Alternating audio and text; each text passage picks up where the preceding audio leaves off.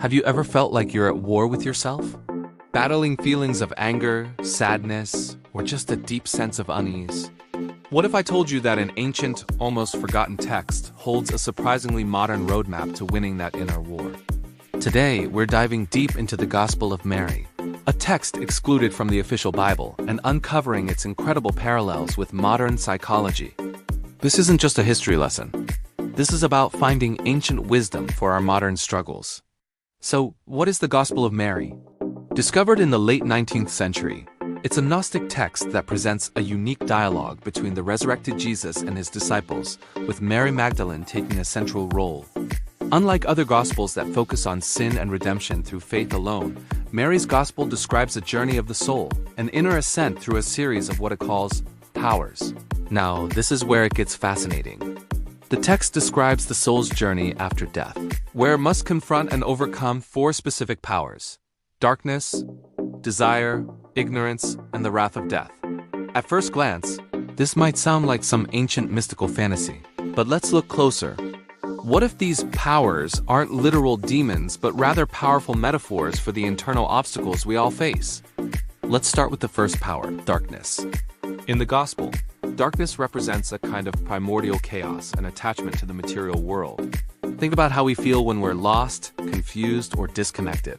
It's like being in the dark, right? Modern psychology has a term for this: cognitive dissonance, or the feeling of being fragmented and lacking a coherent sense of self.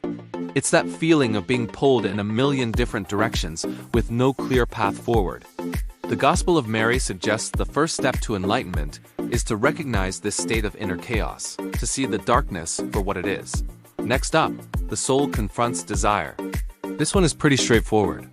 The Gospel isn't saying all desire is bad, but it points to the kind of craving and attachment that keeps us trapped.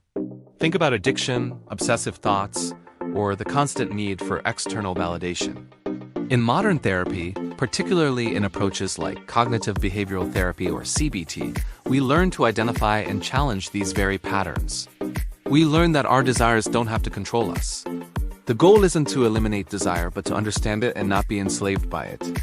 The soul in the Gospel of Mary declares, "I have not seen you, nor have you seen me.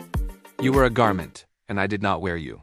This is a powerful declaration of freedom from the grip of compulsive desire. It's about recognizing that our core self is separate from our fleeting cravings. Then comes the third power, ignorance.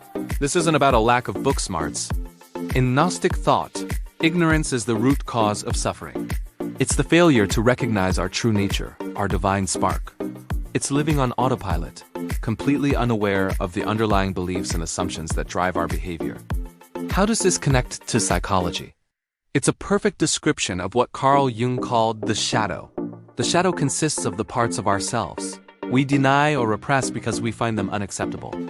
Shadow work, a key part of Jungian psychology, is the process of bringing this unconscious material into the light of awareness. By confronting our ignorance of our whole self, we integrate these hidden parts and become more complete. The soul's journey in the Gospel of Mary is a textbook example of ancient shadow work. Finally, the soul faces the fourth and most terrifying power, the wrath of death, sometimes called the wrath of judgment.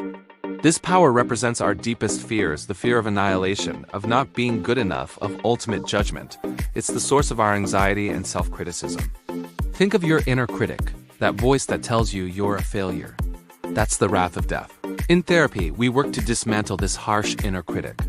We learn self-compassion. We learn to separate our actions from our inherent worth. The Gospel of Mary shows the soul overcoming this final barrier by understanding that these forces are not external judges, but internal constructs. They are born from a mind that is attached to matter and ignorance. Once the mind is free, these powers dissolve. So the soul successfully passes these four hurdles. And what does it find? The text describes it as entering a state of rest. This isn't about taking a nap. This rest is a profound state of inner peace, balance, and wholeness. It's psychological integration. It's what Abraham Maslow might call self-actualization, or what modern mindfulness practices call non-judgmental awareness. It's the state of being where you are no longer at war with yourself. The internal conflicts have ceased, not because the negative emotions have been destroyed, but because they have been understood, integrated, and transcended. When Mary Magdalene finishes describing this journey to the other disciples, some of them react with disbelief and anger. They can't accept that this profound wisdom came from a woman, or that the path to salvation is an internal one, not just an external one. This mirrors the resistance we often see today when we talk about mental health and inner work. It can be easier to look for external saviors or simple fixes than to do the difficult, rewarding work of looking within. So what can we take away from all this? The Gospel of Mary isn't just an ancient religious text. It's a timeless psychological manual. It teaches us that our struggles with darkness, desire, and ignorance are not signs of being broken, but are part of the human journey toward wholeness. It frames the spiritual quest not as something that happens to us, but as something we actively participate in. The parallels are stunning. The powers are the negative thought patterns and emotional triggers that CBT helps us identify. The journey of the soul is the process of shadow work and integration described by Jung. The final rest is the mental peace and self-acceptance that is the goal of so much modern therapy. This ancient text validates the modern path of self-discovery. It reminds us that the quest for mental well-being is not a new trend, but a deep, ancient human endeavor. The language may be different, what they called overcoming powers, we might call developing coping mechanisms or integrating the shadow. But the core process is the same: to know yourself, to confront your inner demons not with violence but with wisdom, and to find a state of profound inner peace. So next time you feel overwhelmed by your emotions, remember the journey of the soul in the Gospel of Mary. You're not just fighting a bad mood. You are on a heroic, ancient path of self-realization. You are confronting your own powers, and just like the soul in this story, you have the ability to move through them and find your own state of rest. Thank you so much for joining me on this deep dive today. If you found this connection between ancient wisdom and modern psychology as amazing as I do, hit that like button and subscribe for more content that bridges the past and the present. Let me know in the comments what you think.